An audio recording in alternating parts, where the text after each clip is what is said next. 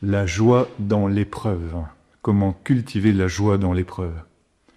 Je ne sais pas ce que tu vis toi au quotidien. Bon, je repense à quelque chose que j'ai vécu hier où j'ai accueilli deux jeunes filles en détresse dans des difficultés graves et grandes.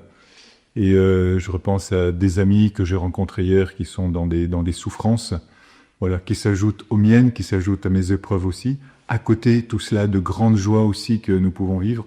Comment faire pour garder cette joie dans ces moments-là?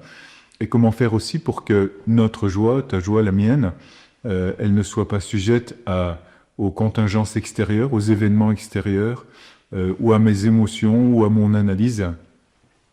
Eh bien, évidemment, ma joie, je vais la trouver dans le Christ, je vais la trouver dans le Seigneur, je vais la trouver en Jésus. Mais de quelle façon?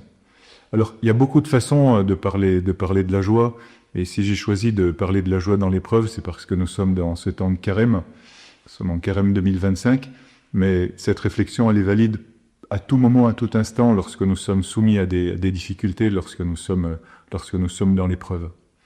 Et en intériorisant les textes bibliques qui nous poussent à cela, c'est-à-dire à cette compréhension de ce qu'est la vraie joie, une joie profonde, je conscientise que ma joie et la tienne, c'est ma relation à Dieu. Ma joie, elle est dans la relation à Dieu. Ma joie, elle est dans cette relation père-fils, père-fille, la même chose.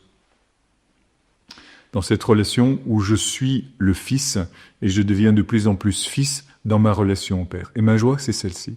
Donc ma joie, c'est le Saint-Esprit, puisque le Saint-Esprit est cette relation entre le Père et le Fils. Et le chemin chrétien, et le chemin en particulier de Carême, c'est celui qui m'emmène de plus en plus vers une christification, vers une identité de Christ. Tu deviens de plus en plus Christ à l'intérieur de toi.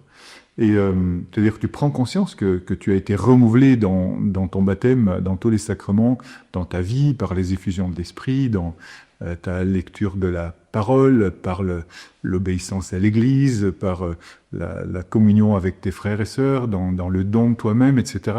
Tu te christifies, et même tu te déifies en te christifiant. Tu deviens de plus en plus Dieu, tu deviens de plus en plus comme Dieu. Alors c'est cette prise de conscience-là de la relation au Père qui te donne une grande joie, même et surtout dans les épreuves.